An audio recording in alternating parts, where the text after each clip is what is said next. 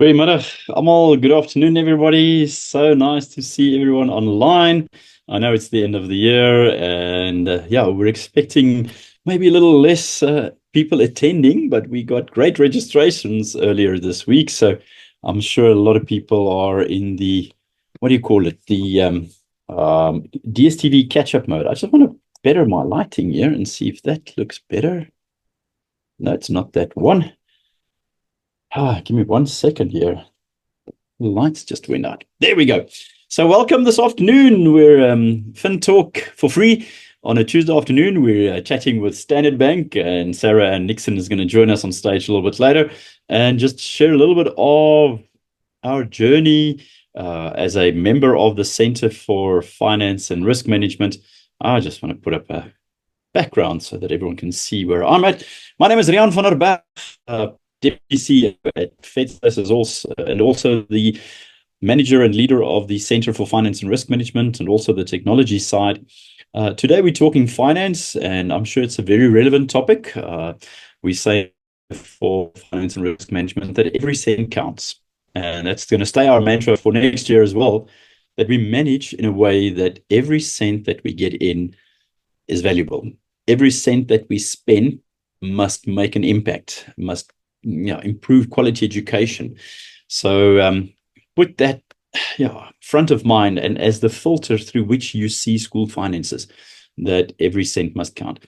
The Center for Finance and Risk Management was established 3-4 years ago, and we roped in quite a few service providers from the industry. And the reason for the Center for Finance and Risk Management is three-pronged. Number one, we wanted to put special focus. Finances has always been part of FEDSAS's journey and training and the documents that we have. But we want to put special highlighted focus on school finance, as we think that the school economy is under pressure, and the general economy is under pressure, and government spending is under pressure, and people need to do more with the limited resources they have. The second one was specialized knowledge.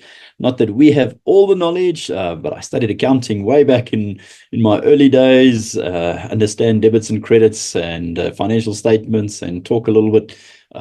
We speak Excel as well, but we need specialized knowledge from the industry, from players out there, and hence we're chatting with knowledgeable service providers from the likes of senior banks, that we have today, to service providers that's in financial management tools at school, fundraising abilities. So we wanted to look for specialized knowledge in a specific arena.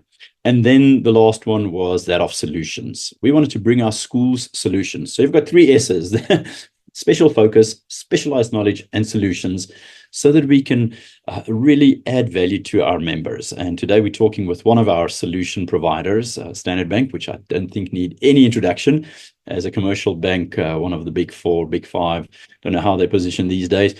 Standard Bank has been around for a long time, and we're going to chat with Sarah and Nixon. And I want you to open your camera, Sarah, if you're available. I want to invite you on stage. I don't have a presentation. Sarah also doesn't have a presentation. We've got some information, but we wanted to have a little bit of a fireside chat. I wanted to just frame it in the context of the Center for Finance and Risk Management and why it is important. But as I introduce you, maybe, Sarah, you could just give us an indication. What is your role, and where do you fit in? I think one of our big questions today is why does Standard Bank have what do you call it? An education division focusing on education. So maybe before you answer that question, let's just go with what is your role, your background, and what game you play in Standard Bank? And welcome today. Thank you for joining us. Oh, no, thank you so very much for having me, Riaan, and good afternoon, everybody. As Riaan mentioned, my name is Sarah Nixon. So I've been with the bank for about 8 years now, and specifically within the education sector for about 4, since its inception, actually. So we form part of a larger group of people that look after growth sectors. And what that basically means is it's individual sectors that have been identified that there is exponential growth that can occur, and they need special focus and a specialized team of people to look after it.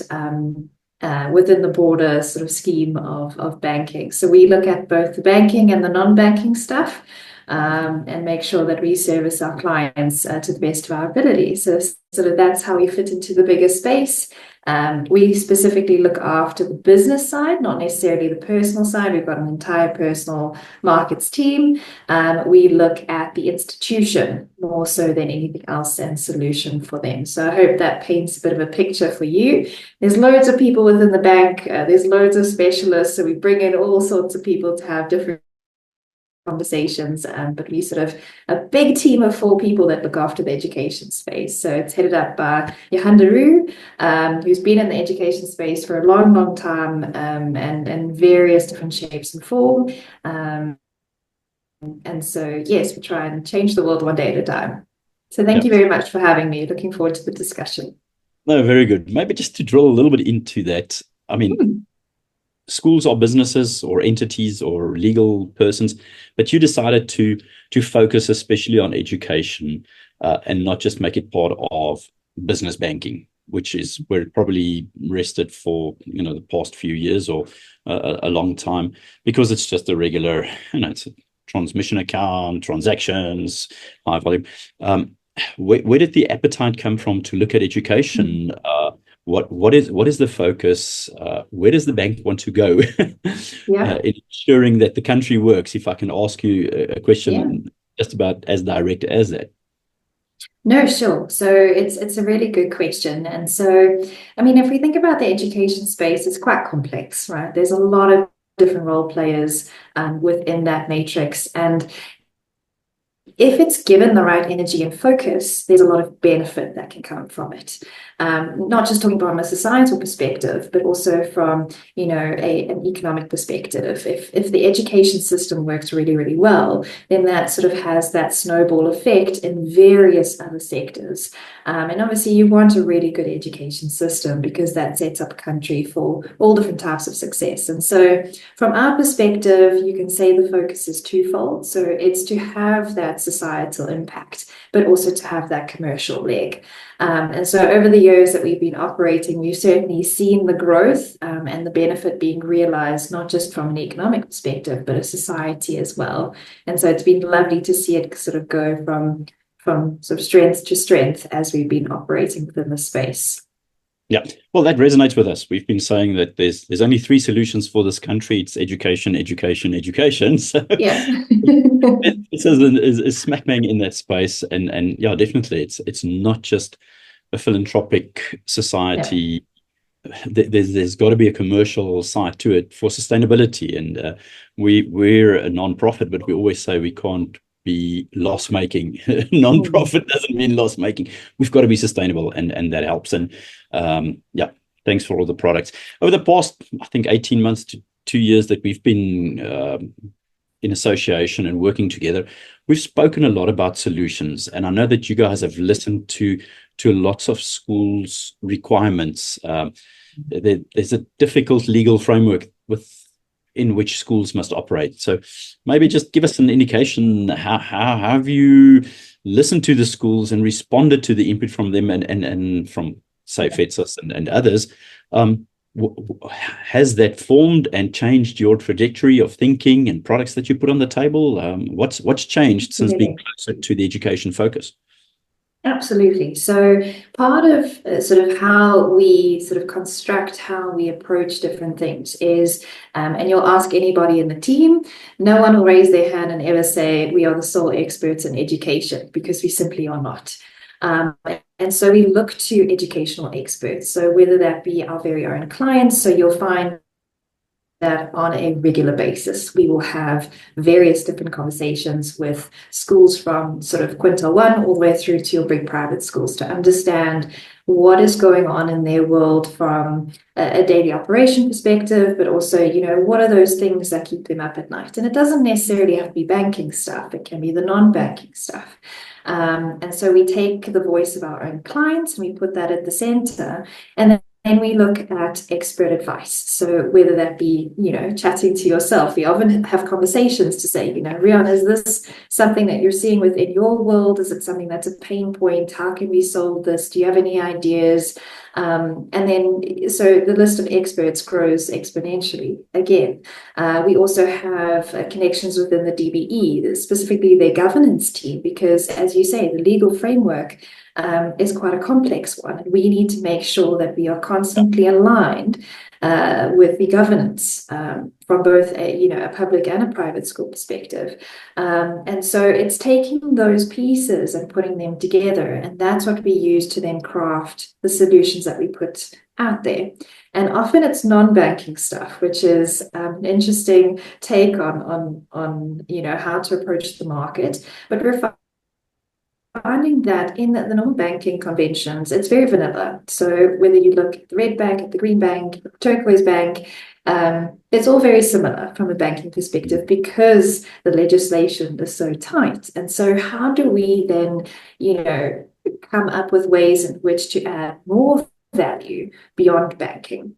And that's where we get quite creative, and that's where the voice of customer comes in and sort of becomes that center, because often you can add more value by looking at sort of not the weird and the wonderful, but you've got a grade 6 teacher that's really battling with maths and sort of the gaps that are there. You want to introduce an entrepreneurial program. You want to make sure that you're getting an alternative revenue streams. Those are the kinds of things that we can start looking at that then add value. And when our schools grow, we grow. And so that's ultimately what we would like to see. So it's a long-winded answer to your question, but basically we put all the puzzle pieces together to then create that picture and use that as our guiding light when developing anything new for the market.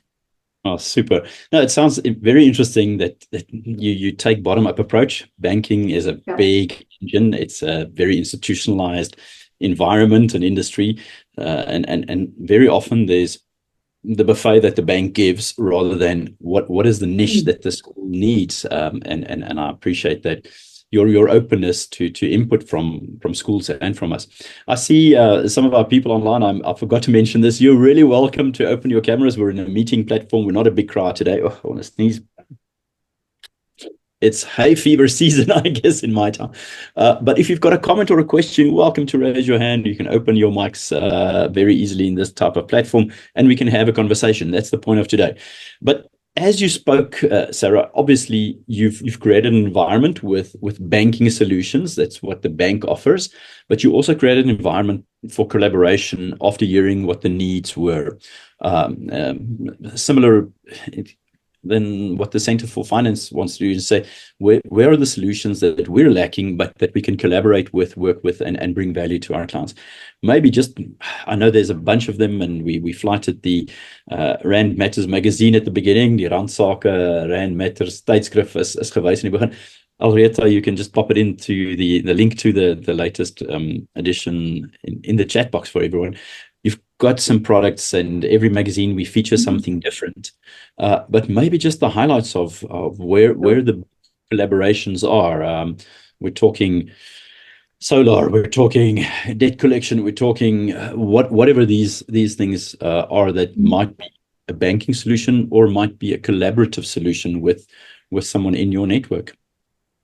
Sure, no, definitely. So as I said, it all starts with the pain points and sort of what's keeping people up at night. And often we're finding it's the non-banking stuff. And so we tend to ask that question. And if it's across the board, then obviously there's appetite for build. And so there's a couple of things that we've been building and have built, and our list of sort of needs just keeps growing. So we're sort of working our way down the list.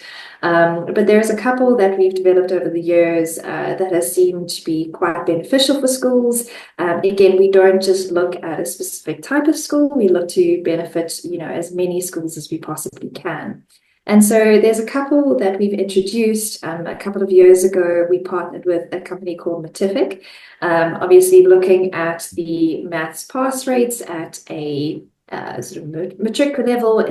There is a lot to be improved upon. And so where do you start? You start with the building blocks at a primary school level. So we coupled and partnered with a company called Matific, and they have gamified the maths curriculum. And we often have an annual competition, a maths Olympiad, and that seems to resonate with a lot of schools. And that seems to grow, year on year. So that's just one of the things, again, not very bank-like, but it seems to be a need that was coming through there. We've got quite a few schools that want to differentiate their offering. Again, schools have an offering for parents, and they're often very competitive with each other. And so how do you improve your offering? We're finding a lot of schools, if they're within a community that doesn't have an astrofield or a paddle court or an artificial surface. We've partnered with two companies called Trumpy and Turf Tech, and we can do the funding behind that. And we're finding that schools are using that as a differentiator to attract more students to their schools. We wanted a way in which to get more money into the school by parents participating, but not just a normal rewards program. So we partnered with a company called School Days, which is essentially like a rewards program on steroids, where mum and dad can go shop at a discount and earn points and UCAR points to that, and then use that to pay a portion of their children's school fees. So we did that to get more money into the school's environment. We know that fee collection is becoming a very big topic for a number of different schools. I think we've visited some schools where the bad debt book is sitting at 70%, and you kind of go, well, how are you guys operating? And so how do we get more money into there whilst removing some of that admin for the person on the other side of the phone phoning parents? So we partnered up with a company called CSS Credit Solution Services. And they've created a very sort of tech-savvy way in which to kind of stop the problem before it even begins. Tech, so looking at coding and robotics, with the inclusion of that sort of at a primary school level going into 2025, how can we make resources available to schools where you want to create that spark for kids? So we've got our Kunda Disrupt team that services the whole of Africa, and their sole sort of purpose is to introduce coding and robotics in a fun and intuitive way. So they do all those sorts of things. But those are just a few examples. I mean, you can talk about solar, you can talk about cashless campus, you can talk about, we're looking at something around security at the moment. And so again, that list of needs just is ever growing, and we're sort of making our way down that list to make sure that we're adding value in more ways than one. So those are just a few, over and above the normal banking stuff and pricing and all those lovely things. Which beckons the question then, how do people know that the education sector team in Standard Bank has these solutions? So one of the avenues we're using is to communicate via the FEDSAS channels and highlight some of these things. But it's not Standard Bank, let's just open a check account, which is now illegal, or get a loan and go on with our transactions. There's a lot more meat to the bone to say, but there's a solution from as wide as coding and robotics to a fundraiser. How do we get money into our any trends that you're spotting as far as your talks to schools? And I think we've discussed this quite a bit from our side. I think the security initiative that we did together, we ran a poll. I think got 500 or 300, I don't know, 200 schools participating in a security checklist so that we can assist in building a solution. So security might be a big one, but what is the flavor of the month? Where are we going with our schools? Apart from debt collection, which I know the debtors book, that's really a flavor of the month, even in the Center for Finance and Risk Management. I think we've got 3 or 4 members solutions in that sense, which is great to have, but sad to have. That's the pinch point. But where are the other trends? What are you seeing? What are you foreseeing for the future? So if I look back on the year, there's sort of been 2 brackets or 2 themes that have come through quite strong. And if you can there's quite a few needs within them, but you can bracket them within 2. And it just sort of, help me bring in more money or help me save on the costs going out. And depending on the school that we were chatting to, you can kind of couple a few things together to make sure that you're hitting 1 or 2 of those things. So, for example, you could say, help me you bring in more money, the school then puts in an astroturf or solar, and they can use that to rent it out to the community, or they've put it on solar because they have a huge sort of roofing infrastructure. They use that to then push back into the grid if they need that, or they've got night school, and so they're renting out the classrooms, and then they can use that additional funding to then keep that or pay back sort of that loan if they've decided to fund it through a bank. And so there's various ways in which you can couple things together. You can put bespoke pricing together. You can do various different things, but it's all dependent on the school. And so one of the approaches that we take, and it's something that we've discussed, is when we come to a new school, or even one of our own clients, the purpose of that first interaction is really just to listen and to say, okay, well, how does your school operate? What are your levers and pulleys? What are you open to? What do you want to achieve in the next 3 to 6 months to 3 years? And then how can we then partner with you to put together that bespoke sort of set of solutions that then speak to your needs specifically? And often more so than not, it's to hit one of those two themes, help me bring in more money or help me save in different ways, shapes, and forms. And so those are just the two that we've been picking up, but it's resonated across the board, whether you are speaking to a Quintile 1 school or a very prominent private school. And just how you then solution for that is very school specific. And so we have those engagements with school, those sort of one-on-one conversations to say, okay, well, we think based on our conversation, X, Y, and Z will then help you achieve your goals. So I hope that answers your question. Yeah, it does. It does. Something that we've noticed, and maybe your thoughts on that might be a curveball, but it plays to how we position ourselves in the regulatory framework. Something that's been on the up over the past 6 months in my space, especially, was the fact that schools ask a question about how do we establish a secondary entity, a conduit entity, a supporters club, a trust from the community for which the school is a beneficiary, assets being bought off-site, a secondary house across the road, something that might be, and I know you guys have responded to that. So that's something that's definitely on the up. Schools taking a lot more autonomy and ownership within the confines of the Schools Act to see how they can do this and work together with call it community members in establishing other entities. I know you guys think you've announced it or it's already in play, but you looked at servicing schools' need for buying assets, fixed assets, properties. Absolutely. A non-commercial, non-industrial, non-business period. Just fill that blank in for us. Absolutely. So it was something that we spent a long time on, which was understanding sort of that risk sphere, because I think what a lot of people do, and I think sort of everyone does this, is you think of a public school and you think about, well, the repayability, you think about, you don't want to be in a position where you have to repossess anything because that's just a no-go zone for us. And so we spent a lot of time understanding the risk sphere that comes with lending to schools, whether it's buying an asset or putting up a new set of classrooms or a hostel and things like that. And we came up with a very bespoke, very in-depth look at how we lend to schools.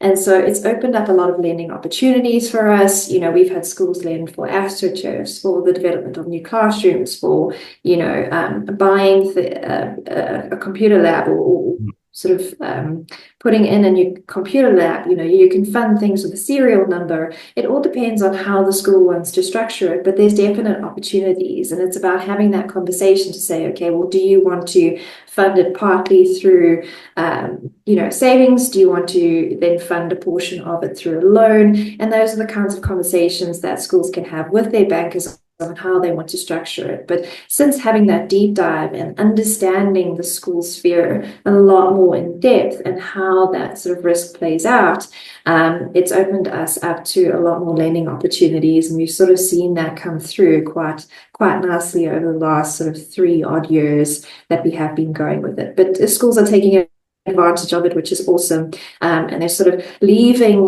the cash flow for the everyday kind of stuff and making sure that they're using the loan capability to their advantage, which has been great. Yeah, so I mean, from our side, what we're seeing and probably advising, look for a term that matches the usage. A larger portion of the usage. We've got some limitations in the legal framework. Some provinces do not want a school to lend for or to borrow for longer than the SGB term, which then makes the repayment so onerous that the benefit is not there in the short term, but only 10 years from now when the loan is serviced and that kind of thing. So to match the useful life, the term of the loan, because at the end of the day, schools are, cash is king, cash flow demons, cash flow entities. And maybe just as a little side note for everyone in the audience, we've got 25,000 odd independent and public schools in the country, call it, rough numbers there. 22,511 public ordinary schools, of which all schools must have a bank account and a banker and some banking solutions.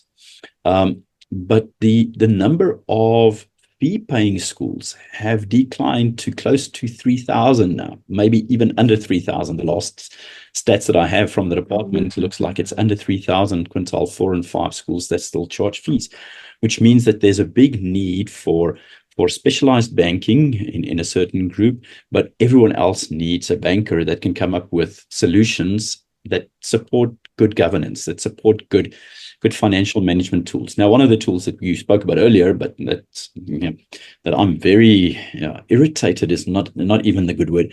We do not want cash on campuses, and still some schools have petty cash boxes, and they're limited to less than 1 tank of petrol or diesel because we don't want that risk and exposure.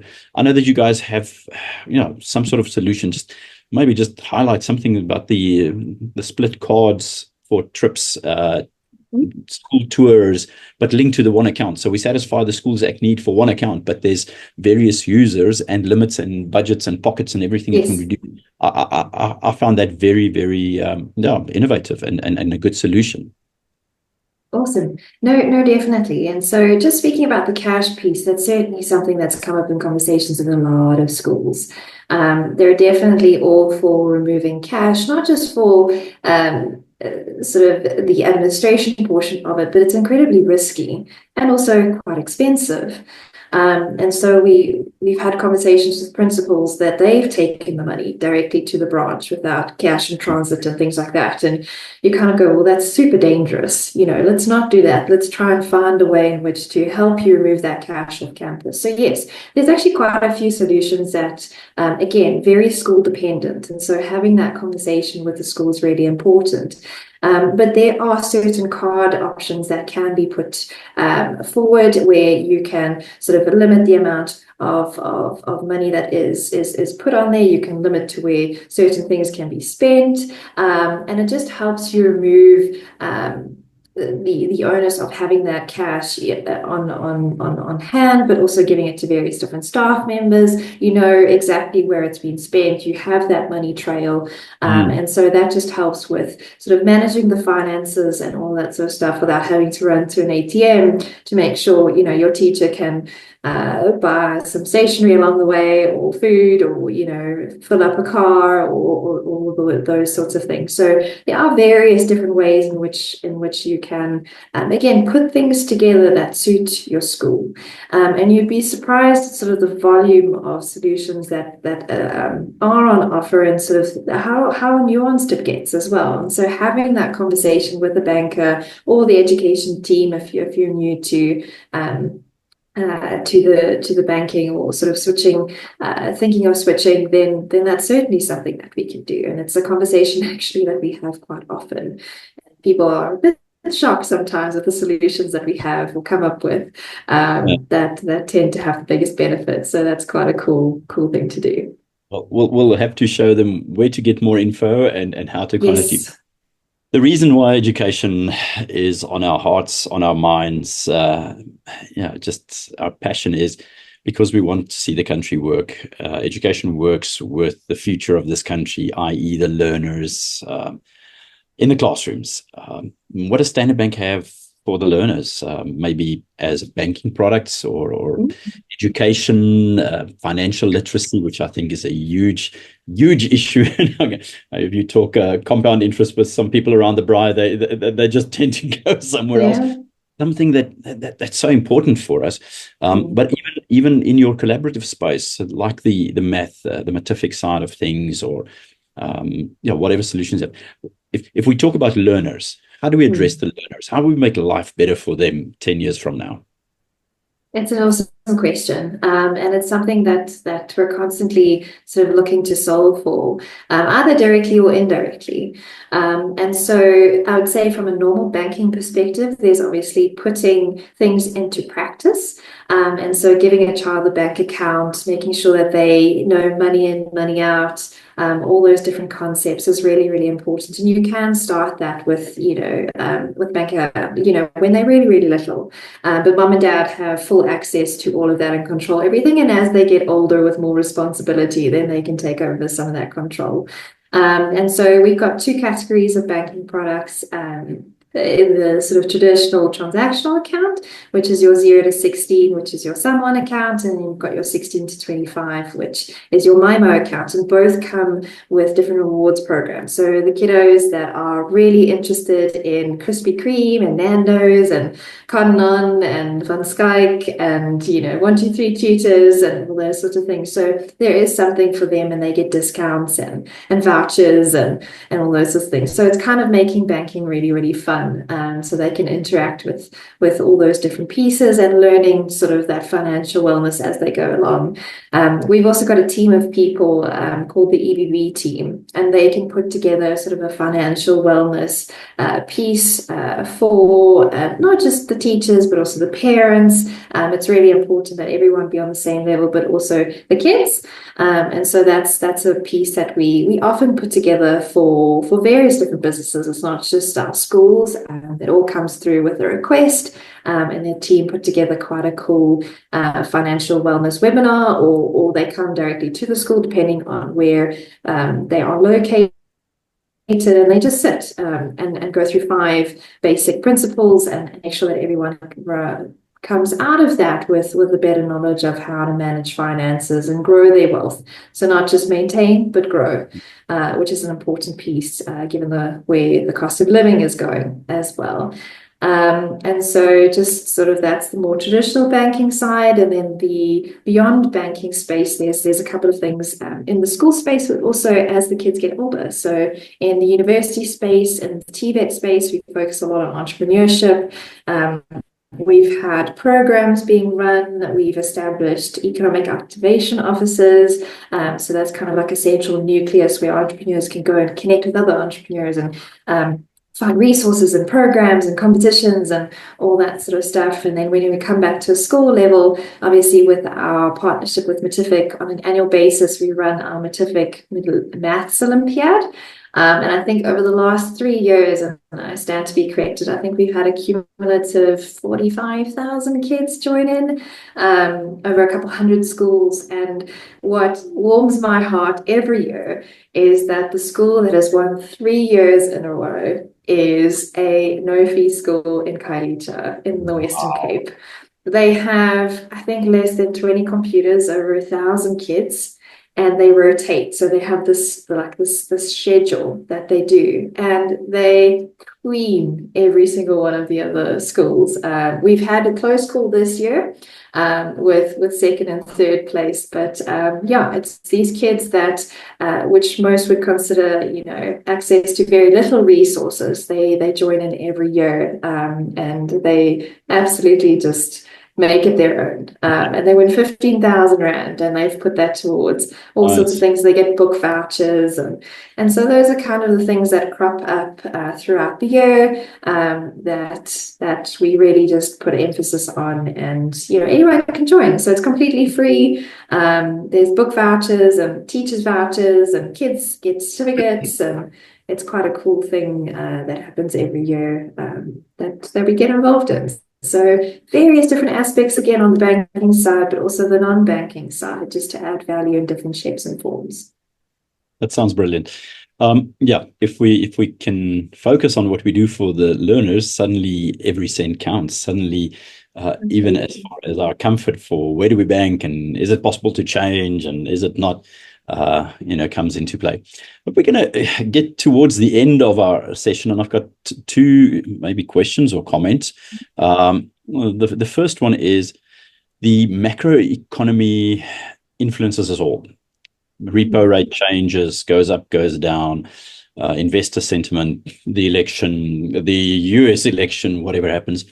And all these macroeconomic factors implicate or has a big influence on school economies. We spoke earlier, and we want to propose that we do a little bit of an economic overview webinar early in the year. And maybe I want to ask the audience, if they don't want to open up their microphones, if they're willing to chat.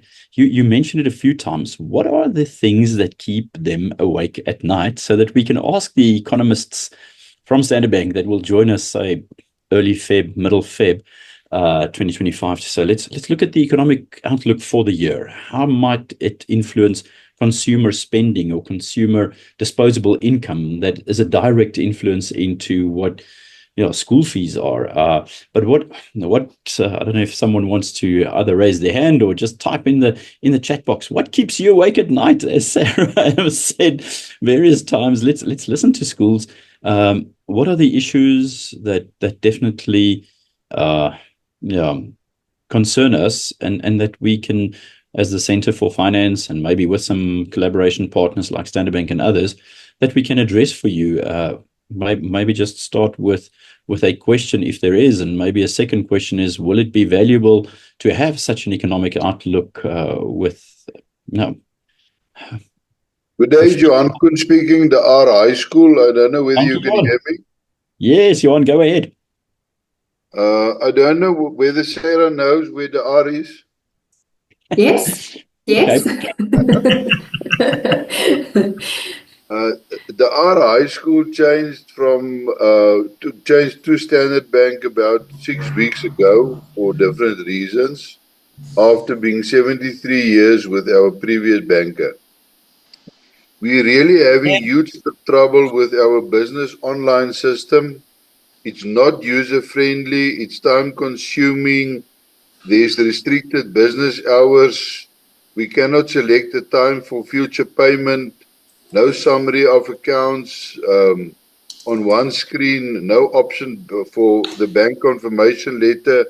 I don't know whether there's any way in which we can perhaps get a simpler solution, because if you compare that with the previous bank, this is 1,500% more complicated than our previous bank.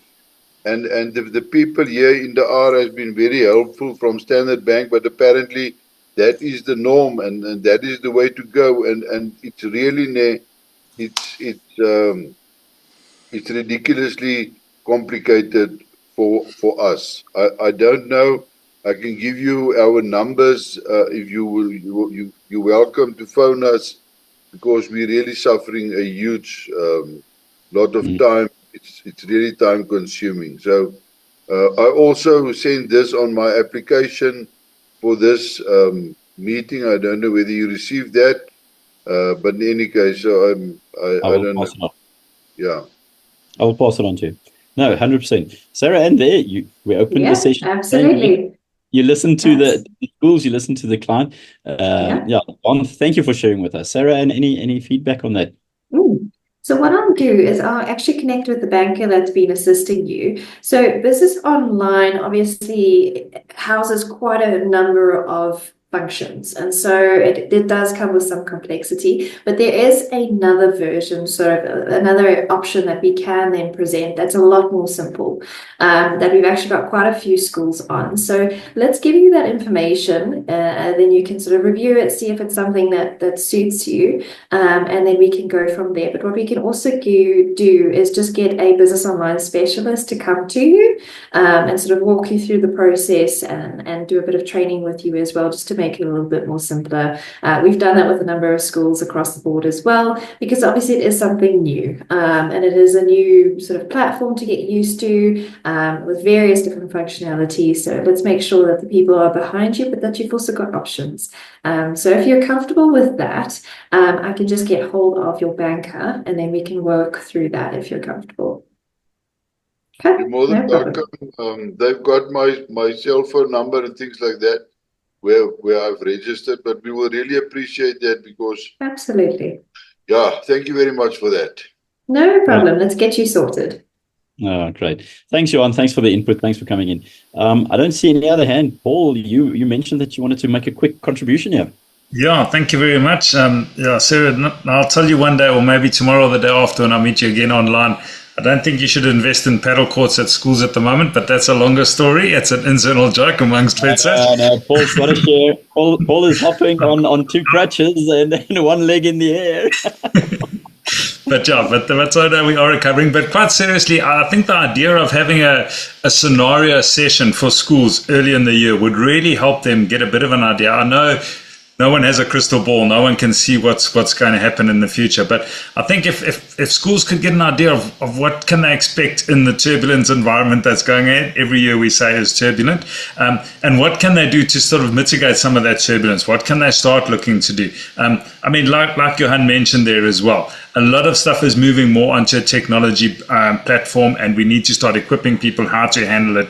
We all have frustrations. Believe me, as a business manager, I have frustrations as well with various other platforms as well. But we've got to start finding out how we can actually overcome those, because they are more efficient in the process from that side. So that idea that was sparked there, I think Riaan mentioned it, if we could possibly look at that, but get some scenario processes in place, and I think it would really be encouraging and really help our members, just to give them the calmness that, yeah, things are changing, but this is how we see them change, so we can start being prepared for those changes. I think that would be a fantastic idea. So thanks very much. Right.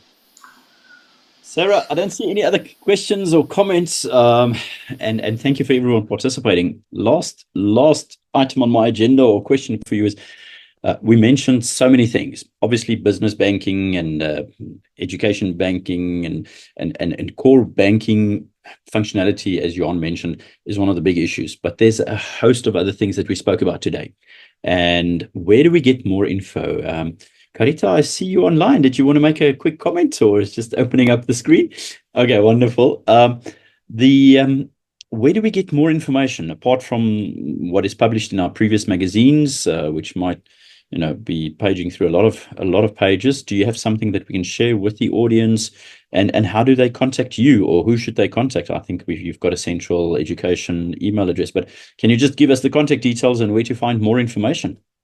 Absolutely. So we do have a dedicated education SA email address that is looked after by three of us within the team. So you get 3 out of the 4. So we pick it up quite quickly, and we get various different queries through there. We've had clients come through there. We've had students come through there. So what I can do, I can actually share that, and you're more than welcome to email us about all sorts of stuff, and then we can then get back to you and make sure that we connect the dots for you. No problem at all. So I'll be able to share that, and yeah, it works all the time, and it's something that we respond to quite quickly if you can't get hold of anyone else, or if you can't get hold of your banker. What is that address, quick? Education? So it's education SA at stembank.co.za. I can put it in the chat as well. Education SA, and then all the other products, they can find some information. There we go. It's in the chat box already. All the other products and services and collaborations that we're talking about. Otherwise, anyone in the audience listening live or to the recording, you can get hold of myself at the Center for Finance and Risk Management. I'm easy, Riaan at fedsas.org.za. That's Riaan, Riaan. at fedsas.org.za, so that you can, we can just refer you to a Standard Bank question. Sarah, it was great fun talking to you. Thanks, Alreta, for handling the background there. Thanks for everyone joining. I know it's marking exam papers. The airplane's nose has started dipping for most people. We're looking towards the runway and trying to land. So we'll catch this conversation up early in the new year and hopefully have some economic implications, indicators, influence with a rated economist, not armchair economist like myself and Sarah, and someone that can give us a proper outlook for the year early on in the year. So with that said, this is the last FinTalk, Tech Talk, or any activity I think that FEDSAS has online this year. Have a wonderful rest of the year. Have a great rest, great holiday. Ensure that your feet are up a little bit during the holidays. Come back revived, rejuvenated, and let's just put our shoulder to the wheel for education in this country next year. Thank you for joining us. Have a great day. Take care. Thanks, everybody. All the best. Cheers. Thanks very much. Cheers.